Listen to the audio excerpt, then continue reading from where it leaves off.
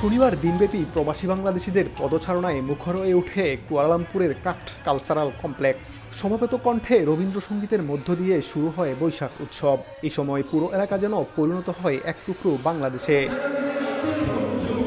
মিরাক্কেল খ্যাত সাইদুর রহমান পাবেলের উপস্থাপনায় একে একে মঞ্চে ওঠেন বাংলাদেশ থেকে আগত বাউল শিল্পী শফি মণ্ডল, ফজলুর রহমান বাবু, সুলতানা ইয়াসমিন লায়লা, কণ্ঠশিল্পী জাকিয়া সুলতানা আমেরি। শিল্পীদের মন মাতানো গানে গানে ভাতভাঙ্গা উল্লাসে মেতে ওঠেন বিনোদনপ্রেমী দর্শক ও আমন্ত্রিত অতিথিরা। দেশের মাটিতে বাংলাদেশি সবাইকে একটা বাংলাদেশি ইমেজ দেওয়াই আমাদের চেষ্টা। প্রবাসে বর্ষবরণ দেরিতে হলেও আমেজ ছিল সবার মনে। শিশু কিশোর নারী পুরুষেরা শাড়ি পাঞ্জাবি সহ নানান সাজে সজ্জিত হয়ে অংশ নেয় এই মিলন মেলায়।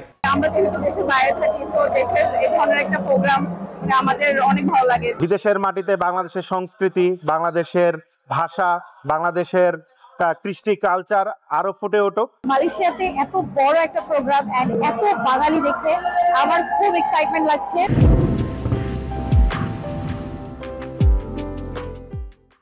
অনুষ্ঠানস্থলে ছিল বাংলাদেশি খাবারের স্টল।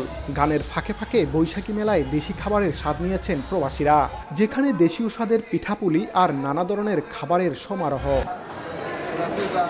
মোহাম্মদ আব্দুল কাদের, সময় সংবাদ, কুয়ালালামপুর, মালয়েশিয়া।